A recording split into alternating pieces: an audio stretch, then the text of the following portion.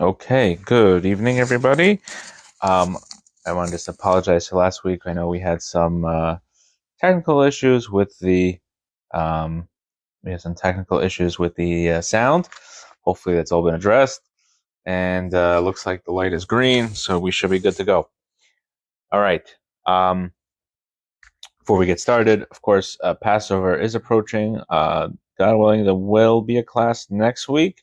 That is the plan, but after that, we'll be on hiatus until after Passover. So probably at least 1 week we'll skip, and we'll continue after Passover. But next week we should be on, God willing. If you need anything for Passover, if you need a seder or you need a handmade shmur matzah, if you need to sell your chametz, please send us a message. You could also go to our website, chabadluch.org/chametz for your chametz sale, or chabadluch.org/upcoming events. And then there's a bunch of other letters after that. Or just go to the front page, click the Seder. So you could go RSVP to a Seder if you're in the area, and we will let you know if there's still some spots left.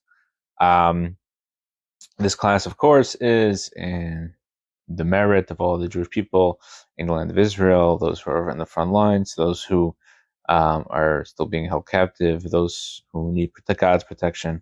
And if you would like to sponsor a class, please let us know. You can send a comment, you can send us a message, and we will let you know.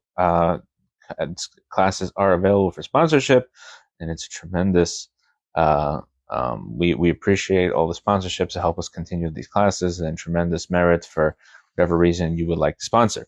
Okay, let's get into it.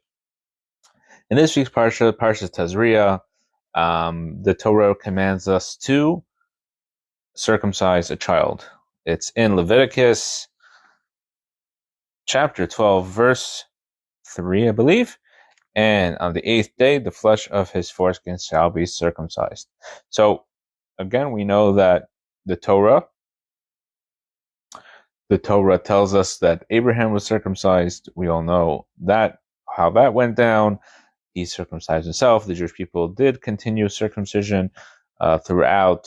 Did not continue really in the land of Egypt so much. It seems that there were different periods.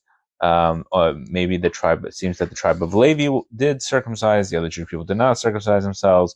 The Jewish people circumcised themselves in connection to the Karban Pesach, to the when they left Egypt. We discussed that a little bit last week. But the actual commandment is in this week's Torah portion. So what we're going to discuss tonight is what happens when a baby is born on Shabbat. So the bris is, as it says, that the bris is on the 8th day. So what happens if the 8th day is on Shabbat? So if the baby's born on Shabbat, then 8 days later is again Shabbat, including, we count the day of the birth.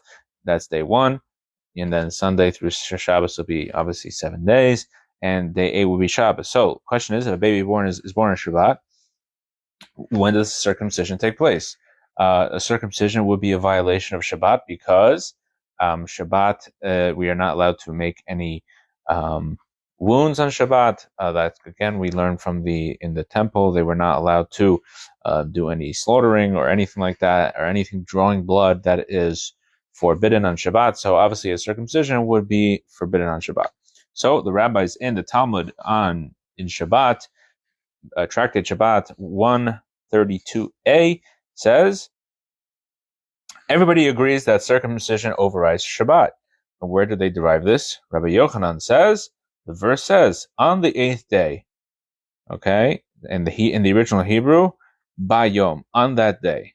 So on denotes the even on Shabbat. On that day refers even to Shabbat. So it's specifically supposed to be on the 8th day.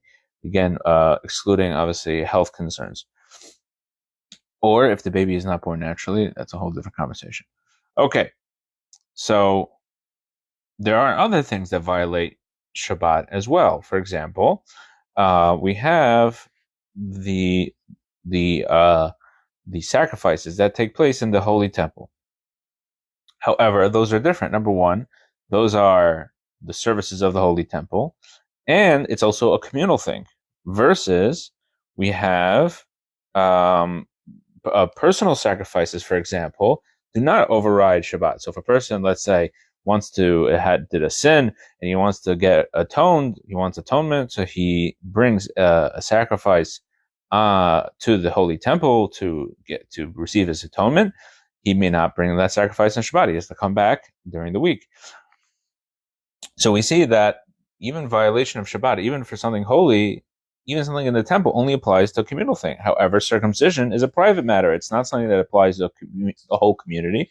It's just this one person needs circumcision. Another point is that the person who is doing the circumcision is not the recipient of the circumcision, right? The mohel, the person who does the circumcision, who does the bris milah, that is not he is doing it for somebody else. So why would he be allowed to violate Shabbat? Okay, so this baby has to have a circumcision, but why does he have to be involved? In fact, we have another principle about violating Shabbat for somebody else.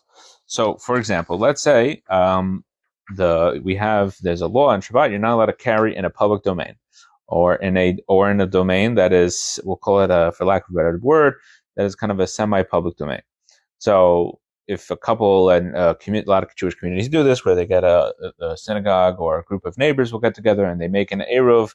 They make a bunch of poles and they make strings around the poles and it makes an enclosure. So that way they're allowed to carry in that area on Shabbat. So women could come to synagogue with their babies, etc.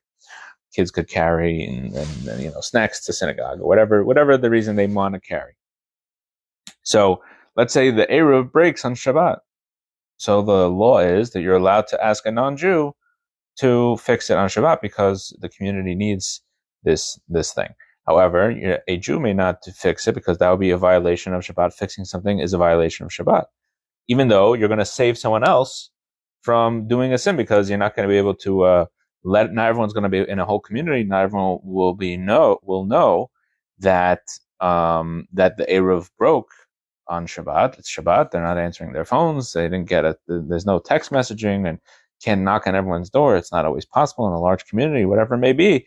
So possibly someone will transgress or violate Shabbat. So maybe you could say, listen, I'll do something. It's a rabbinical prohibition. It's not like the biggest deal. I could do it with my left hand, maybe instead of my right hand. Whatever excuses you come up with, the halacha, the law is very clear. You're not allowed to do that.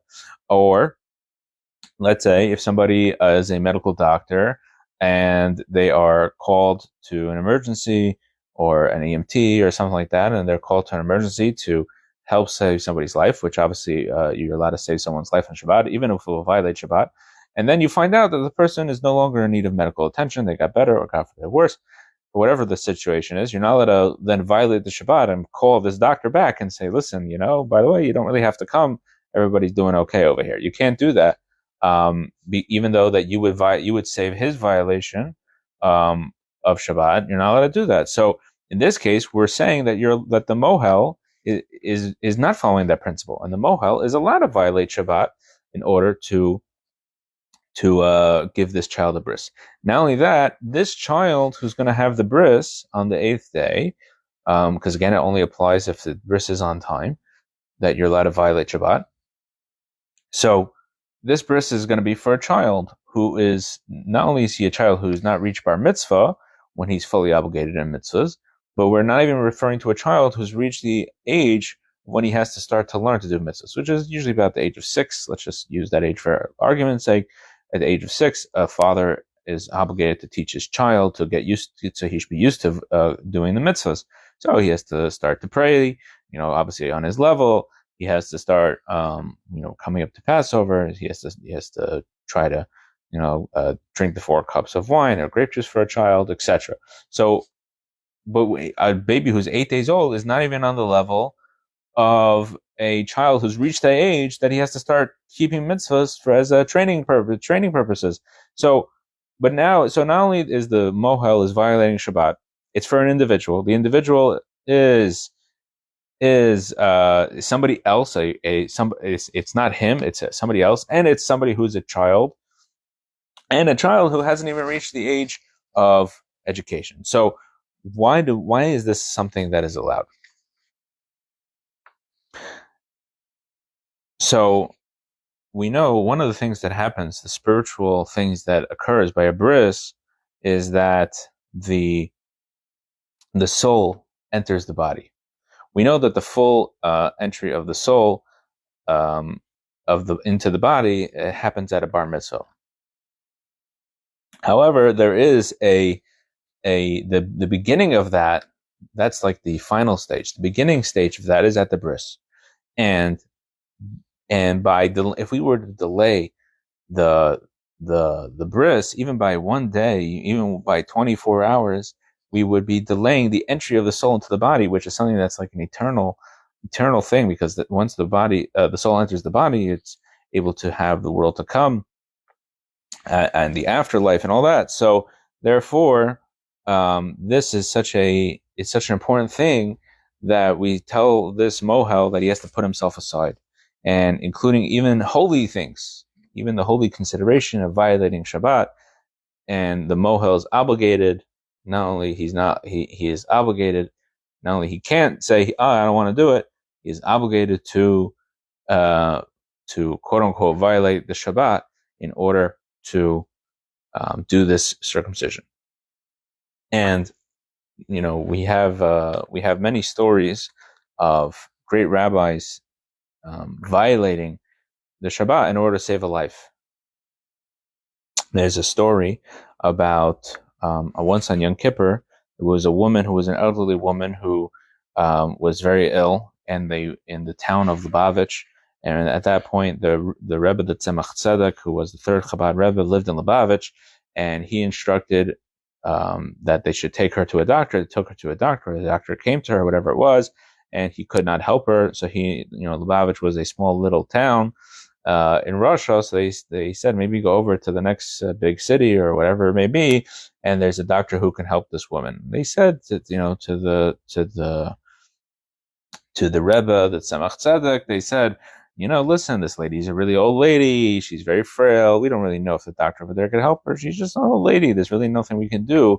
Why are we going to violate the Shabbat by, hiring a wagon and hitching the horses and going over into the next town, which are many, many violations of Shabbat? And, for this poor woman. And the Tzemach Tzedek was very, very upset. And he said, if you only knew how every moment of a Jewish life is valued in heaven and how precious every mitzvah is, then you would not even think about violating Yom Kippur. I think it was Yom Kippur. I might have said Shabbat. It was Yom Kippur. You would not even think about violating Yom Kippur, and you would do what you have to do, which is follow Jewish law for this person, even for a few moments, that we could possibly extend her life. And that is indeed what happened. And there are many, many stories like this. But what we see from here is that on a physical level, that we see how important it is that a child should enter that we see on a physical level how important it is to extend the life of another human being, how much more so on a spiritual level, how important it is that this child be entered into the covenant of Abraham immediately at the first opportunity. In fact, the Rebbe, when the Rebbe spoke about this topic in 1951, and he discussed this idea of a mohel putting himself aside, essentially, and that this is kind of the type of person that we need in order to bring a godly soul into the world. That we need, a mohel has to be somebody who is willing to put himself aside and willing to put his own considerations, his own spiritual gains aside. And that is the type of person that we need to bring a godly soul. That is the type of self-sacrifice that we need in order to bring a soul into this world. Just like our forefather Abraham, that whenever something required self-sacrifice, he didn't hesitate. He wasn't looking to, try to find opportunities to sacrifice himself, but it didn't matter. If God told him to jump into a fiery furnace, he jumped into a fiery furnace. If that's what needed to be done, if God told him to sacrifice his only son, that's what he did. There was no hesitation on his part, and that is the same kind of person that we need in order to bring a soul into this world, into the next generation. And in fact, if we look at the if we look at the special blessings that we do in the benching, in the grace after meals following a bris, there are 6 blessings that we make, and we bless certain people. We bless the sandik, we bless the mohel, we bless the father, we bless the child. So one of the blessings is blessing the mohel, and it says, may the merciful one bless the mohel who performed the bris. And it says, if a timid or faint-hearted man fails to perform these parts of this mitzvah, his service is invalid.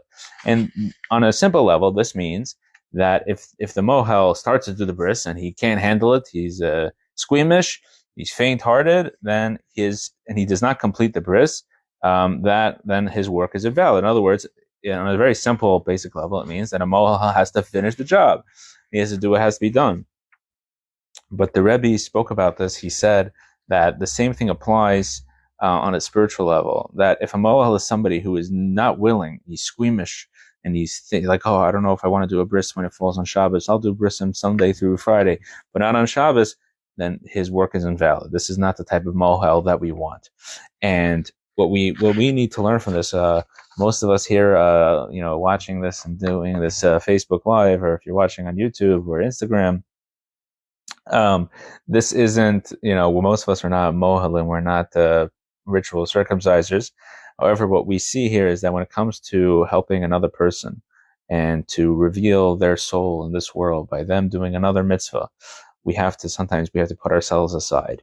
We can't be thinking about our own concerns. Well, how can I help this person if I'm not going to be able to study Torah as many hours a day as I want because I'm helping another person, or whatever other considerations, may they be physical, material, or even spiritual. We have to always realize that in order to reveal the soul of somebody else, it sometimes requires putting our own interests, even holy ones, even spiritual ones, even godly ones, to the side.